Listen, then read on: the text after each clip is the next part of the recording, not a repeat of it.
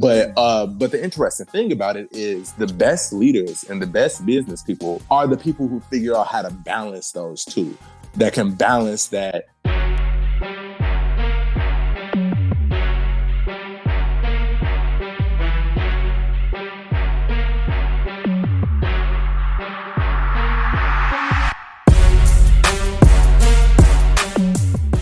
Let's go! What's good, everybody? It's your guy, Beez. Welcome to another episode of Entrepreneurship Exposed, where we expose everything in terms of being an entrepreneur, in terms of following your own path, and just the freedom that we get from entrepreneurship. So today, I'm smiling, I'm laughing because I don't even know what to say, man. Like I think I'm at a loss for words because our guest today, I'm really excited to speak with. So I'm not even going to, say more. I want him to introduce himself. Charity Croff, welcome to Entrepreneurship Exposed, my brother. How you doing, man? I'm good, bro. I'm blessed, man. That's what's up. Hey, it's a pleasure having you on here, man. This conversation about to be different. I'm here for it. But go ahead. For those who don't know you, if they are on there, just introduce yourself and tell the people who you are, what you do, bro. My name is Charity Croff. I am a lover of words, and I use beautiful words to make the world more beautiful. So, I'm a songwriter. I write books, TV, whatever I can utilize, however I can utilize words to create some type of change, I use them. Yeah. Bruh. Have you ever heard the quote, a jack of all trades is a master of none? You heard that? I have heard that. Do you know that there's more to it and that's just a piece of the quote? Yeah, I'm trying to remember it. It was like a jack of all trades is a master of none, but sometimes better than a master of one. You hear me? You hear me? So we come from the same ilk, bro, because I'm definitely a master, jack of all trades, because I don't want to be the master of everything. Yeah. Right? I hire the masters to run things and you hear me? Run their lanes for me. So I want to do a little piece of everything in my businesses. I'm not a CPA, but I better know a little bit of financial stuff. Absolutely. So that my financial team ain't ripping me off. Right? Yeah. And same thing with all other departments. So yeah, we already cut from the same ilk. On top of that, I didn't know this, but you D9 too.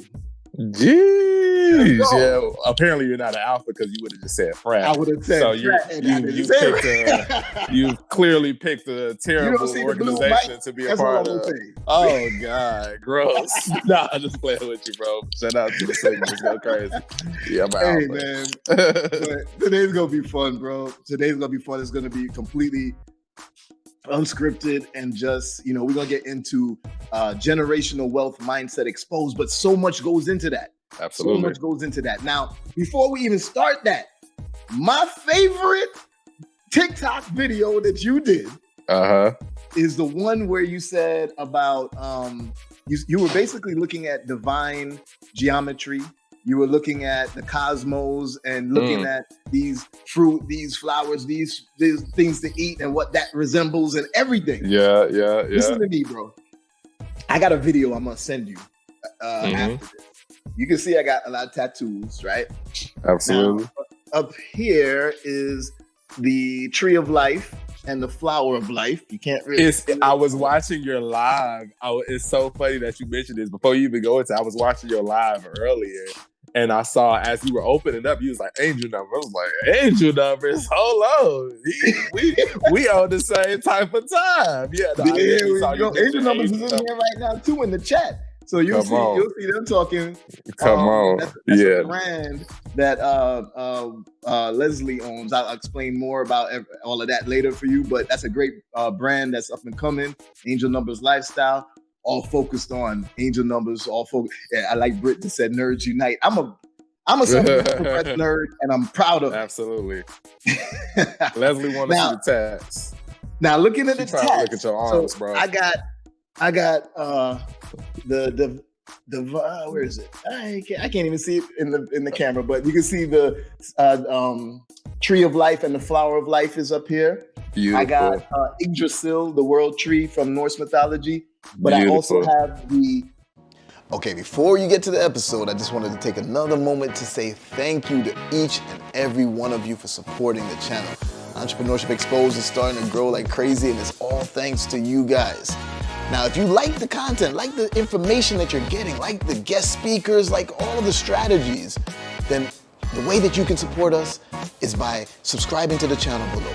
Now, after you subscribe, you want to make sure that you also like every video. You comment on it if you can. And even more important is to click that notification bell. That notification bell will make sure that you get to see every single episode with all of this amazing information so that you can get started on your journey as an entrepreneur. All right, now back to the episode. Let's go. Sacred geometry format of the Tree of Life on my back. Wow. Over here, this is the standard. Oh wait, how did I do that? This is the standard model. That is the physics formula. Wow, you into quantum physics? I'm into theoretical physics, quantum physics. I literally went to college to be a theoretical physicist and dropped out. Really? Like literally, that's what I went to college for, was theoretical. Bro, physics. We gotta talk. Crazy. That's my hobby. And people always be like, "What are you talking about, hobby?" I'm like, "Yeah, it's my hobby. I've been taking classes for the last 20 years online, different things that free classes. MIT has some free classes on theoretical physics, and I just absorb it. Wow. I've written my own little paper that's not like published or nothing, but I've done my own theorizing. Right? Wow. Britt just put here is Euler's identity, which is the most beautiful math equation in existence. It basically makes up the fundamentals of everything with math. I gotta look that one up. I haven't heard of that one. General relativity, chaos theory formula. Wow. So for have you ever seen the butterfly effect? Oh yeah, bro, that's chaos. Chaos theory. That's what I was talking about. Yeah. You know what I'm saying? We could go on and on in a whole different realm. Yeah, that's a whole different podcast. We'll talk later. Yeah, that's amazing. I didn't know any of that until I watched it live today, and I heard you mention angel numbers. I'm like, what? Right. Yeah, we got more to talk about, but let's keep going because we got some of the audience here and everything, and we recording. So yeah, let's get to the business. Even though the business and spirituality and these are very closely intertwined, I want to say one quick thing on this point. It's interesting. A book that I intend on writing, I haven't come up with a name, but like the working title is something like Spiritual Business. That's the working, but it's going to be something a little bit more interesting than that title. That's not really that interesting. But basically the concept is that, again, I watch a lot of people like you. I watch Gary Vee and Grant Cardone and Robert Kiyosaki and, the list goes on and on. Brian Tracy, Jim Rohn, like Earl Nightingale. We could talk about all of these people who talk about business, but the very interesting through line that I've noticed, because I am in this spiritual, scientific, that spirit science kind of world, I've realized that it's interesting how similar business professionals speak to yogis and spiritual practitioners. It's like the language and the way in which they describe things. They speak heavily about gratitude and mindset. And there's a direct line between the way that we find spiritual attainment, which is through suffering, and after you suffer, you kind of move into purpose, and that same kind of process to find spiritual enlightenment is also the same process of an entrepreneur running a business. Yes. And so you can almost find a certain level of spiritual enlightenment through being your own business professional, because the strides and the shifts and the gratitude and the presence and the ability to continue to persist through these things are the same things that happen in spiritual enlightenment. And so it's very interesting how there's a through line between spirituality and business. And I'm going to write a whole book about that concept. Oh, yeah.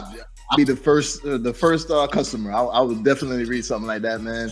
So for sure. Well, first of all, do me a favor. I think your mic might be tapping against your chain. Oh, okay. But here's the thing. You're talking about mindset. Well, okay. Actually, before I get into mindset, I'm telling you, because I got so much I want to talk to you about. You familiar with the LHC, the Large Hadron Collider? And did you see how there was supposed to be a big the CERN thing and all of that? Yep. And so, okay, let me stop there, because if I keep going, we could go in a whole different direction. But mindset. I remember when I started to succeed as a full-time entrepreneur. Now, here's the thing. I had a pretty good corporate career. I worked at Microsoft. I worked at Accenture. I got tons of certifications, and that helped me to build my goals and my plans as a full-time entrepreneur. But when I started to succeed as an entrepreneur, one of my, actually it was my cousin, he said something like, you know, that's the way that people succeed as an entrepreneur, when they go through some hardship first and it forces them to be an entrepreneur. I was like, well, yes, that happens a lot, but that doesn't have to be the only way. You can make that conscious decision that you want a better life, or you want something different in life. I'm not going to say better or not, but you want something different in life, and you need to execute on it. And that's the disparity, is just that not everybody's willing to execute. Many people are willing to get information and hear things, but they're not willing to execute. And what do you think about that overall, the execution, especially in our community? Yeah, I think the interesting thing, so there's two questions, and it's called me all super pro-Black, but you asked one question at first, and then once you said in our community, then that just shifted my whole answer, because that's such a different nuance for how Black people exist versus maybe how the entire world at large exists. But so I'm going to answer the in our community, because that seems like the undercurrent of the question. And it's just like, we are a creative people, right? We over index in all creative things, right? Music, dancing, we over index in creativity, right? The interesting thing about that, and here's like, and so stereotypes, we don't like stereotypes, right?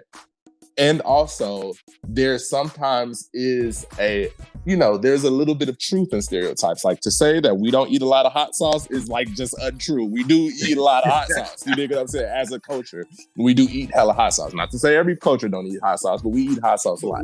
Saying that to say, Black people are amazing at dreaming.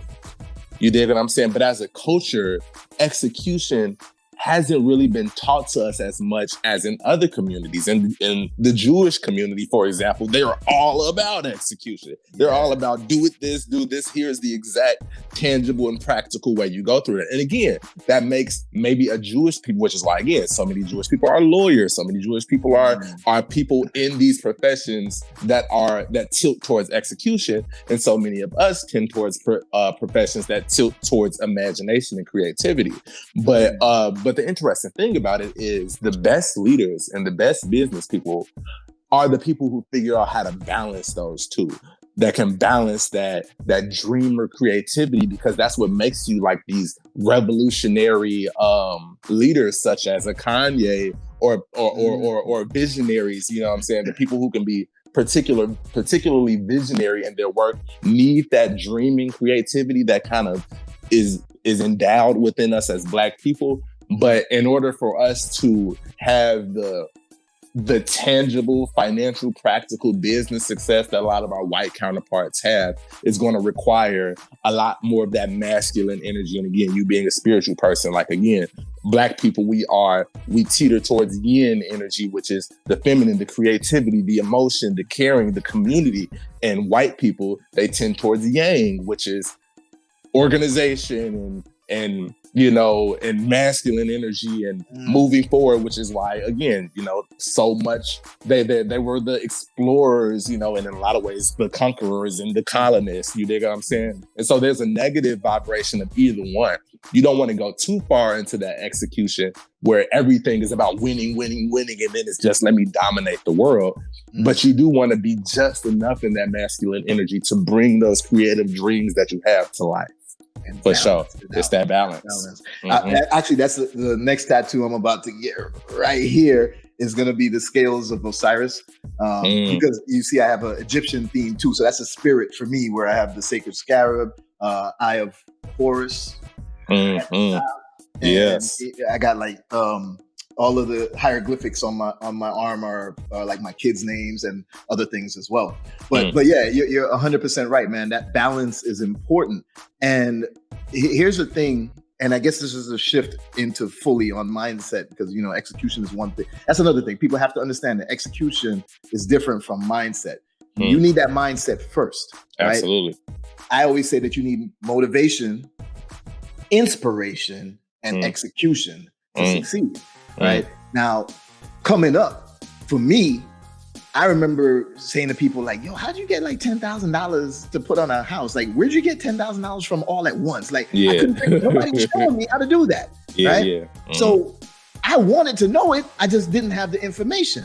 And I used to not like people like Tony Robbins. I used to not like him because I was like, listen, all he does is say, you can do it. If you believe, you can achieve. And I was like, listen, I know I can do it. I got the motivation. I need to know how. Somebody teach me how. But now we're in a timeline of abundance of information. Now I think it's the opposite problem that a lot of people are having, is too much information and I don't know what to do. And now I get analysis paralysis. Absolutely. And I can't actually move forward.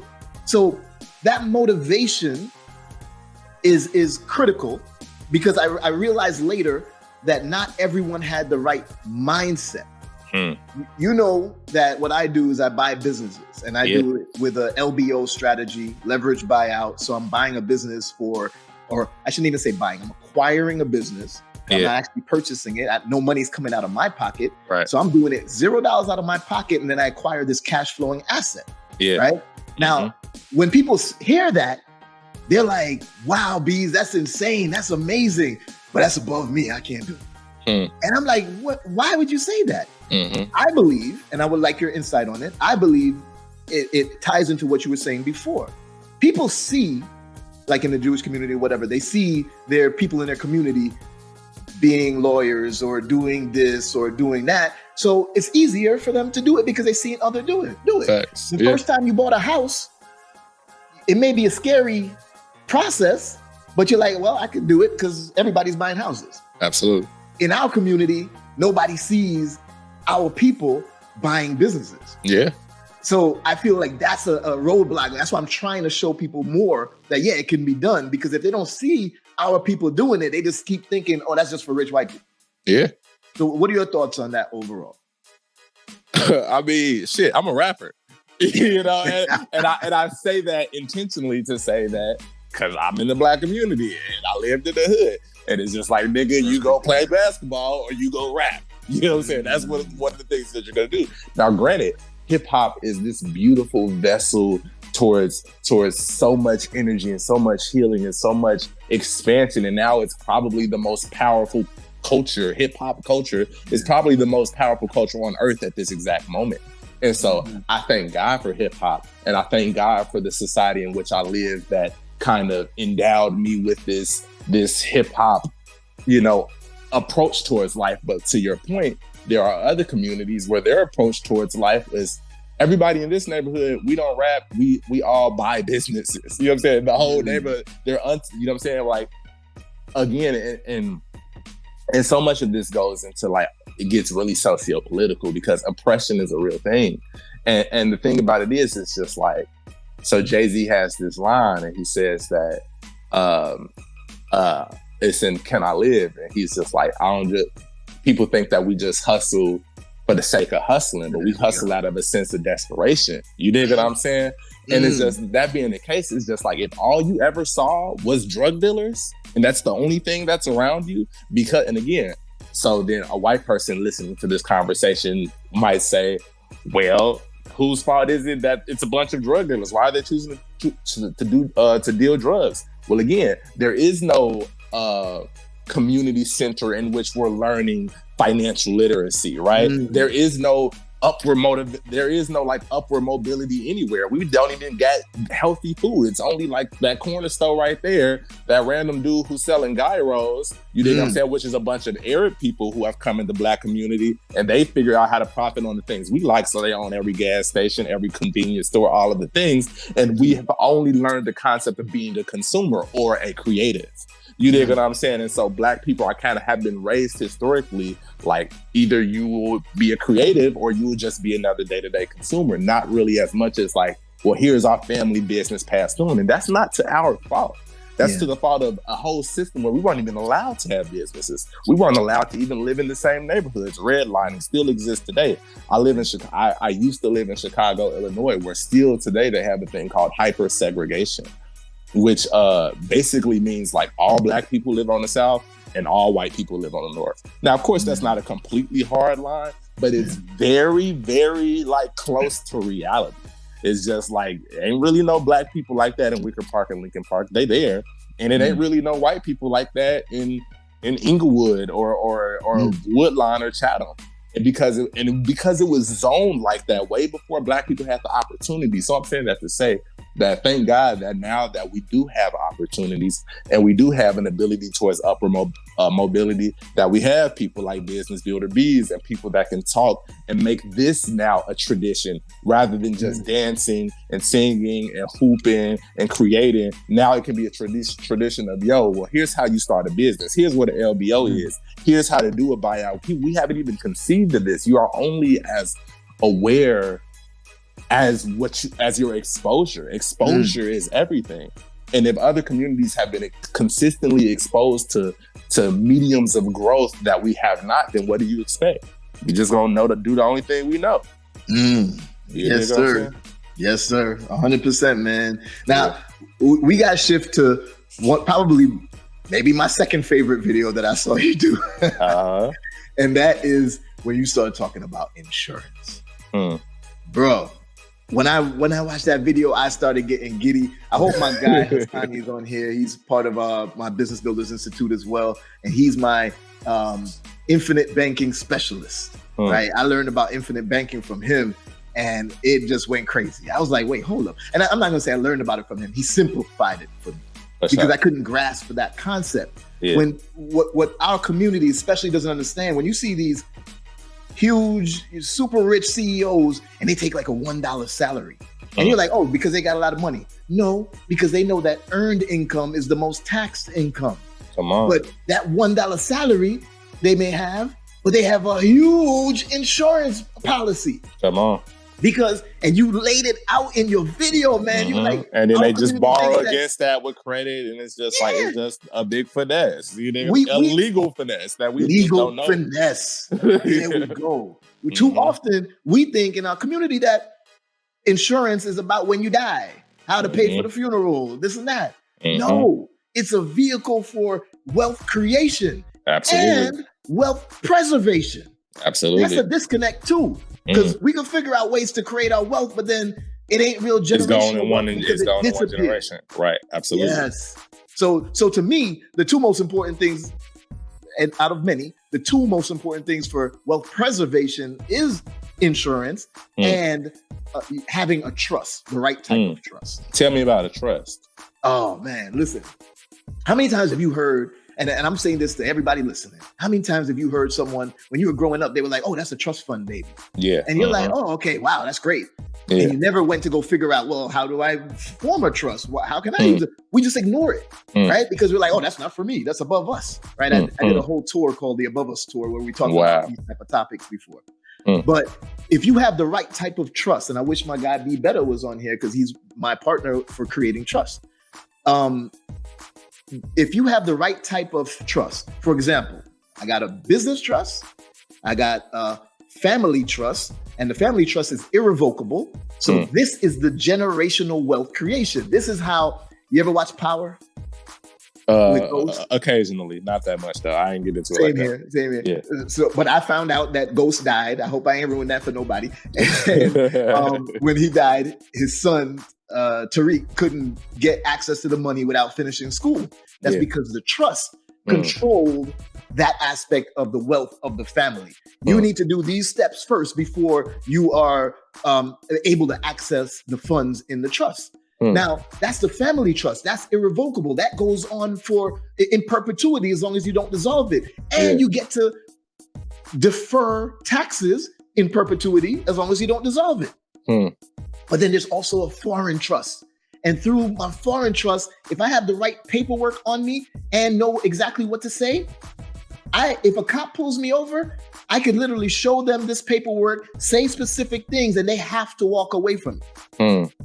Now imagine that in a community where we're having people being killed disproportionately by the police all the time. Wow.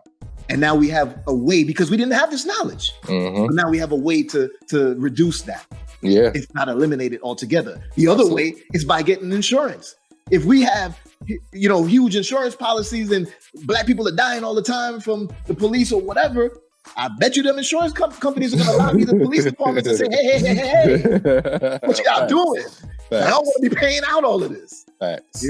So we could talk forever about the trust and such, but first with the insurance, that was critical, man. I thank you for posting that, because, I see that all the time where that's overlooked in our community.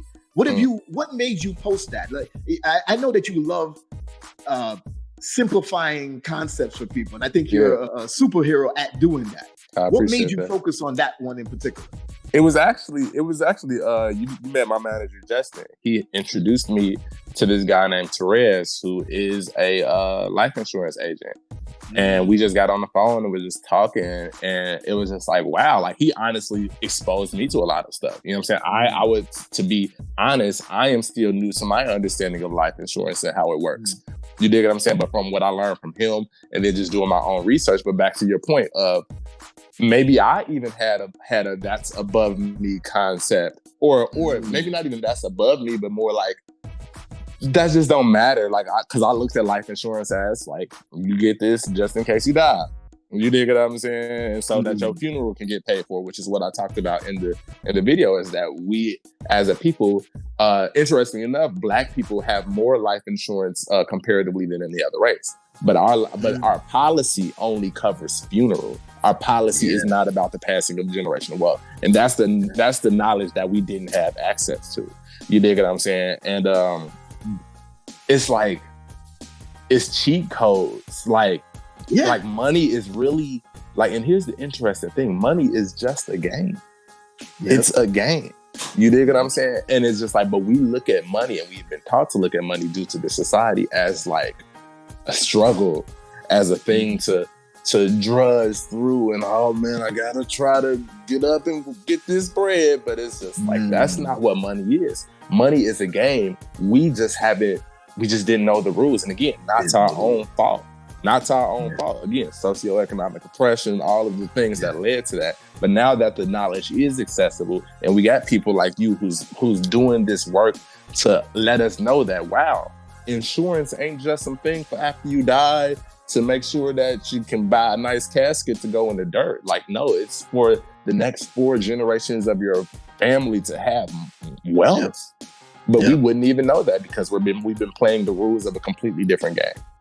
Definitely. And so going back to mindset, I'll say this too. I remember when it came out, and I'm not even trying to get too political, but when it came out that Donald Trump only paid $700 in taxes, most of our community was like, man, that's terrible. But we know.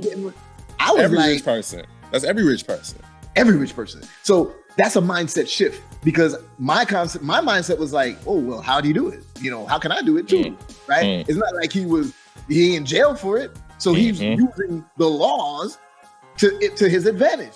But you just need to know the laws. Absolutely. Right? You need to know that information. So I think that's critical in terms of creating generational wealth. All starts back to that mindset, because if you're just going to complain about the things that you're seeing rather than seeing how you can implement them too and learn those rules of the game that you mentioned. Absolutely.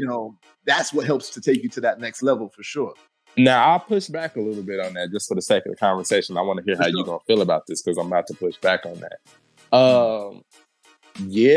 Learn the game and figure out how to play it, and then figure out how to get it your own. And also, certain aspects of the game are just wrong. You dig what I'm saying? Like, here's the thing. Like, capitalism, although it is a game that you can learn and get really good at its core, it is still kind of a terrible system. Even though it might be the best system that the world has ever seen. And that's the irony. I'm not one of those people. I'm not like a hard, super leftist person that's just like, burn it all to the ground, down with capitalism, socialism. Like, no, I'm not saying that. But I am also aware that, sure, Beez and Charity understand this capitalism game. And we know that we desire, as long as we're living within it, to educate our people on how to use it to the best of their ability. And also, it is inherently extractive. You dig what I'm saying? Like capitalism is about getting the most profit possible out of the tiniest bit of overhead, right? You dig what I'm saying? And anything that is the basis of capitalism is about efficiency, right? What is the most efficient way that I can get this to happen, that I can make this happen, that I can do this? And here's the thing. You know what's the most efficient way to get anything? To steal it. Steal it. I knew this. Which is why so much of capitalism is legal theft. Like, and again, I know I'm getting real socio-political, but I think this matters too. Because it's like a lot of rubber is made in Liberia. Random factoid. And my ex-girlfriend, who's still a very close friend of mine, is a teacher in Liberia currently. And like, America buys rubber. So rubber comes out of like these trees that only exist in like Liberia and like Colombia. Like it's like a few countries that got rubber trees. And they pay Liberia, they pay Liberians like, you know, I'm making an arbitrary number up, but the increment is still gonna be realistic. They pay them like, let's say $100 for a sack of rubber, a sack of the sap that is used to make rubber, right? I'm just using it don't got to be $100, but let's say it's $100. When that little sack that they bought for $100, it's gonna make them $100,000. They paid Liberia for it, but because Liberia isn't in a position of any leverage to bargain in that space, they basically get jacked because they're paying it for like 10,000x what they're selling it for, like 10,000x what it was purchased for. And so cool, let's teach our people how to play the capitalism game, and also let's be courageous enough, and dare I say revolutionary enough, to even imagine a new game. You dig what I'm saying? It's just like, let's play the game while also realizing that we got to do things from a more heart-centered place more. So that's just my pushback on like, oh, don't complain, learn the rules of the game. Like, no, for some reason, for a Liberian, they got a right to complain about that. Oh, yeah. They got a right to complain about, no, that's just not fair. Sure, it's legal, but that's bullshit. Create a new game. I love that. And that's where... and that's why it's synergistic. Like they could work together. So you learn the rules of the game to then figure out how to rewrite it, to figure out how to create a new game. So, okay, I'm buying businesses. I could just keep buying businesses and doing it the way I want to, or I could start trying to build a community where we're doing it together. And then one of the biggest wealth transfers is about to happen because all of the baby boomers are retiring this decade, and 12.5 million of them in the US have businesses. And most of the time they just shut down. Now we could go and acquire a bunch of businesses and get in on that run. And what do we do together with it? Create that new game that benefits us. Because as long as we in capitalism, again, to your point, as long as this is the game, Black people need to learn it. Ironically, you can't make a new game unless you're rich. That's the irony here. It's just like, in order to be able to create a new socioeconomic structure, that's going to require a hell of money. So I employ any Black person to learn everything you can do about getting very, very rich. Certainly. Yeah. For sure. And I believe this comes naturally, but I'm not 100% sure. Yeah. After you start to create your wealth, you're gonna want to help others. Maybe that's just me, but I feel like I see it all the time. For sure. As you start making your money, you're like, okay, I'm good. It's like the saying on the plane, put on your mask first before you help the others. And I used to be like, wow, that's messed up. Why would I not help the little kid and the grandma first? Yeah, but if you can't breathe, how you gonna help all those people? So naturally, I think you're gonna make your wealth, and then you're gonna want to help more people, and that helps to perpetuate it within our community, to help grow our community and help us to create that new game, those new games. Absolutely. Now, Tell me a little bit more about, just in general, with your videos, everything that I see you post. What attracts you more out of all the topics that you've talked about? Like, what attracts you more and why? Like, what do you lean towards more and why? Empathy. I feel like that's the underlying thing of everything that I teach, right? Like, I came up to this development that I'm about to say, like within the last couple months, that so much of my work is about like helping people to understand things and exposing them to new things so they understand. But I realized that the real reason that I want people to understand things is so that they gain empathy, because empathy is often a result of understanding. The people that you hate the most or you don't rock with is because you can't really see their side of the story. Because if you really understood the why and the historical reason behind why they did whatever the fuck they did to you, you probably would have more empathy for them. So the reason that I want to help people learn and be exposed to all these different topics is so that we can be more empathetic as a human race. Because the thing is, here's the reality: if we do not develop empathy, and we don't learn to care about others in the same way that we care about ourselves, and we stay attached to this rugged individualism, like, it don't matter how much money we gonna make, because we just gonna start World War III and blow this bitch up. Like, that's just what's gonna happen. That's what it's going to happen. It's inevitable unless we learn to actually care about other people outside of ourselves and our immediate family structures. And that tend to be how we operate. You dig what I'm saying? And not just Black people, but the whole world operate like that. So empathy is what I think is the most divine medicine that the world needs for our sickness, is empathy. For sure. Man, I love it, man. I'm loving this conversation, bro. Let me tell you, growing up, when I used to hear about, I wanted to know about business, and Warren Buffett was one of my heroes growing up, because I really had no other hero to look up to at the time in my community directly. And I was like, yo, how's this guy the richest man in the world? At the time, he was the richest. And I was like, what did he do? And I wanted to learn more. Now, I used to hear from a lot of business people that the way to be successful in business, this goes back to what I think is the core of capitalism, like you mentioned, and how it's kind of inherently evil, inherently bad. The way to be the most successful people in business are assholes. That's what I used to hear. And they would give the example of Steve Jobs. Steve Jobs, everybody loves Steve Jobs. Oh, wow, Apple. Oh, that's great. iPhone. But Steve Jobs was an asshole to his employees. He was terrible in terms of the things that I think you represent and want to see for humanity. That was not Jobs. Now, I said to myself, I don't care if everybody's telling me that's the way to do it.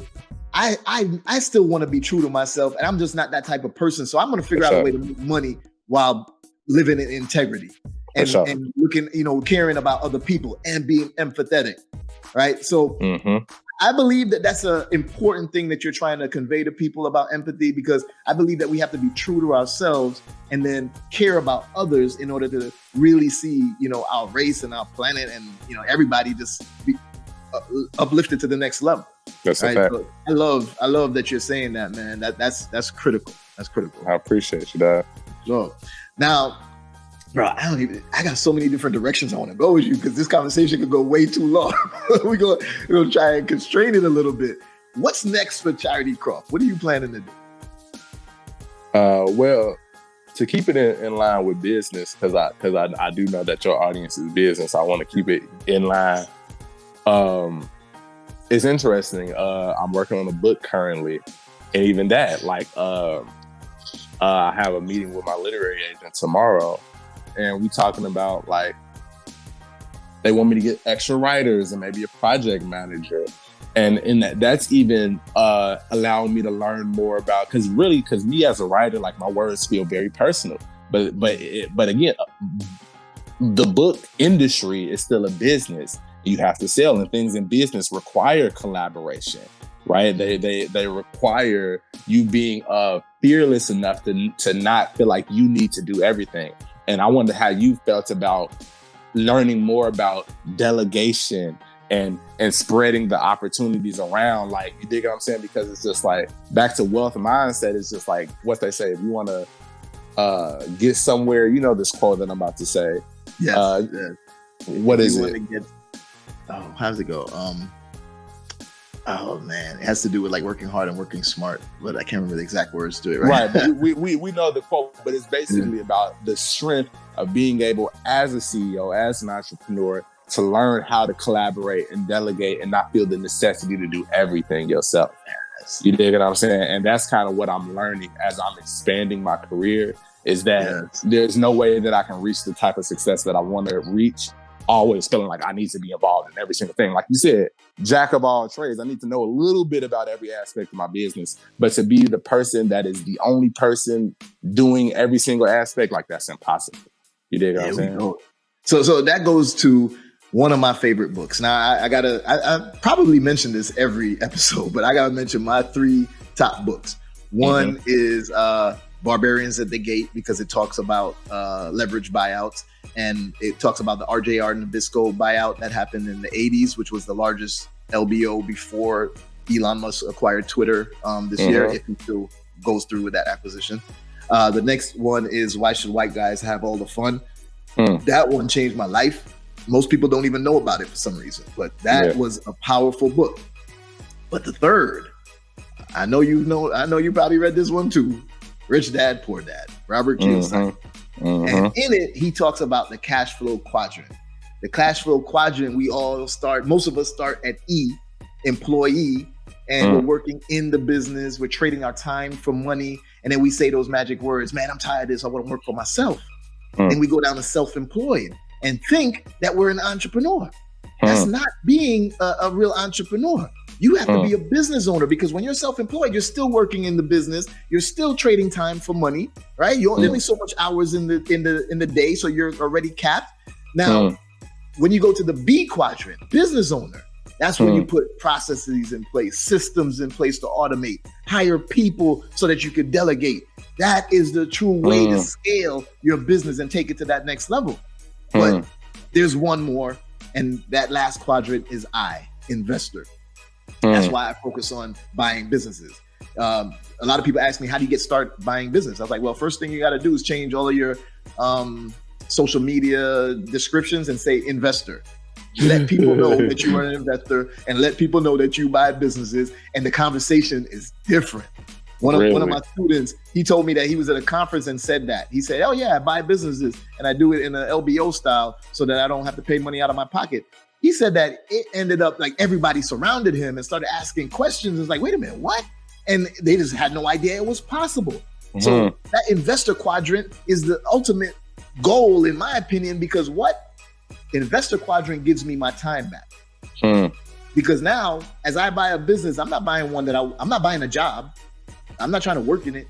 I'm buying one that has enough cash flow to hire a CEO to run the business, so I'm not running. So that's my ultimate goal, is getting my time back. But we need to all remember that quadrant, that cash flow quadrant, and be conscious of where we are currently in that quadrant so that we can get to the next level, right? And if your goal is just financial freedom, then yeah, you can stick as being a business owner, right? Financial freedom is cool, but my goal is not financial freedom, it's time freedom, time wealth, right? And because of that, I need my time back. And even as a CEO, I ain't have enough time. Yeah, it's interesting. If I'm gonna be honest, I'm in the business owner quadrant, but with hella self-employed ass tendencies, for sure. Because even with the people that I hire, I still be like, like one of my other managers, Evan, he's just like, he's annoyed by the fact that I be feeling the need or the necessity to be involved in everything. That really annoys him. You dig what I'm saying? He just wants me to just be an artist. But again, part of who I am is a person with these kind of entrepreneurial tendencies. And it's interesting. I do have aspirations towards that investor role. There's a specific business that I want to buy. It's super random, but it's like the first business I want to buy. So I actually would like to ask you your thoughts on like a way to do this. So Black people love crab legs, right? It's a real thing. And yes, so it is. It is this place in Chicago. I'm gonna name it. It's called Two Fish. Okay. And their food is so delicious, right? and they're in like a Black community. But here's the thing: every single day, I'm talking about no exceptions. Yeah. It's a line around the corner. And here's the thing: they aren't particularly good at marketing. You dig what I'm saying? Their service quality, to be frank, isn't that amazing. Yeah. It just happens to be so delicious that the word of mouth just travels and it sells itself. And I know for a fact, because what I do with social media and because of my understanding of marketing and how to just garner attention, I know that whatever they're doing, I could 7 to 10x it with more clever marketing strategies. Yeah. And I want to buy this business really bad. And I literally walked to the owner and I told her that I'm going to buy the business from her. And she just like laughed. And she said, okay, well, we'll talk, you know what I'm saying? But I'm dead ass. You dig what I'm saying? And I just like, but in my head, until I actually, to be frank, got in tune with what you were doing, my thought was that I was going to wait till I got enough bread to just buy it. Yeah. But you're talking about that's not the thing that has to be done. Nope, it's not needed. Now, the way I teach is I focus on a very specific strategy that is the easiest to get into first. And then once you start doing that, you could deviate from that strategy and do different things. Yeah. I encourage people to focus on a business that the numbers look good before focusing on, hey, I really want this one, right? Because let's say that company that you just mentioned, if they're not a motivated seller, right? They're not retiring. Yeah, I saw that in your live where you talked about somebody who wants to sell. Like they don't probably particularly want to sell, but I definitely still want to buy it. Just because I know that whatever they're doing, they could be doing 10 times more money in revenue if they understood marketing in the way that I understand it. And I don't want to just be a consultant. I want to own the shit. You dig what I'm saying? Yeah. Okay. So mindset shift again. Another thing that we got to also remember in our community, I feel that our community suffers from this too much. People need to remember and understand that 25% of a watermelon is better than 100% of a grape, right? So you want to own that company, but don't think that you need to own it 100%. What I would do in this situation with these people, they're not already motivated sellers. They weren't trying to retire. They're not baby boomers trying to get out of it. They've been in it for 40 years or something like that. I'd say to them, hey, I'd love to buy your business, but I also want to keep you on as a partner. How would you feel about, me buying it, but you stay on? You may be passionate about it and love it. You could be staying on as an advisor. And then I'll take it to that next level. They'll love it because they see your presence online. They see that you have marketing skills. They're going to say, oh, wow, you can help us take it to that next level. Now, you give them 20% ownership or something. They stay on. They going to continue running it. You don't got to do nothing. All you're going to do is strength, which is the marketing and those things. Right. Take it to that next level, right? Maybe you buy them out eventually, but that helps with the transaction up front is how do I get in it? And I own equity in multiple companies, but not 100% of all, right? There's only a couple that I own 100% in. The rest, I got 20% here. I got 60% there, and on and on and on. Interesting. So you get a portfolio of assets under management, AUM. And that leads me to my next question for you. I got a new challenge. I might have told you about this, I think. But I got a challenge that I'm going to issue since all these, internet challenges be out there and whatnot. My challenge is called the $1 Trillion Table Challenge. Yeah. And the $1 Trillion Table Challenge, by the end of this decade, I want to sit in a room at a table with people that look like me, and we have $1 trillion assets under management, AUM, right? Now, AUM does not mean I got $1 trillion in my pocket of cash. It means I got businesses, I got real estate, I got investment portfolios like stock market, Forex, crypto, whatever. And they equal to, with amongst all of us at that table, equal to $1 trillion assets under management. Will you be at that table? Absolutely. I can say that certainly. Maybe not as buying businesses as much, I definitely, because I am a creative, I very, very extremely tilt towards creating businesses. But like, I know there's a certain level of burnout that's inevitable in that by trying to own and operate like 7 different businesses. But that's what I'm excited about at this moment, though. There we go. And there's 3 main ways of creating wealth in this country, in this world. Real estate's gonna be one. So you definitely gotta get into real estate to some aspect. The financial markets is gonna be 2. That's your investments, like I said, the stock market, Forex, crypto. And the third one is owning a business, whether you build it or buy it. Owning businesses gives you more control than just buying a little piece of it in the stock market. Absolutely. So definitely, following any of those 3 and all of those 3, I look forward to seeing you at that $1 trillion table for our $1 trillion challenge, because this is the time, man. The tsunami has started. All of the baby boomers are retiring, and they're trying to get rid of their business. Their kids don't want it, or they figure, I didn't know I could sell it, so they're just shutting it down. Now, swoop in and take over that wealth, and they get that wealth transfer, and take things to another level, man. That's a fact, bro. Listen, bro, I don't want to keep you any longer, man, because I have like 8 more things in my mind that I want to go down, and that will take us to 2 hours if anything. But bro, this conversation has been powerful. This conversation has been amazing. I love what you're doing for our community. I love the fact that you're showing, one, it's cool to be a nerd too, right? And we're talking about things like theoretical physics and quantum physics and the universe. That's a fact. I love it, bro. Keep doing it, man. Keep doing it for sure. But tell the people where they can find you. Tell them, anything that you want to know to impart on our audience. My name is Charity Croff, and you can follow me at Charity Croff anywhere. As far as the thing to impart, you don't have any limits, to speak to this concept of a wealth mindset. It is an awareness that, again, nothing in life is ever happening to you. It is always happening for you. And so there is an ability and there is a potential within you that is literally infinite and limitless. And most of your doubts and fears and worries are just because you've been passively being taught by the world what to think. But when you take control of your own mind, and whatever business you want to build, whatever career you want to pursue is absolutely within your power to do. And that's what I was saying. It, man. The power of your self-actualization, the power of starting with your mindset and your mentality, but then making sure to execute on it. Absolutely. I love it, man. Hey, I'm looking forward to some more of our physics conversations.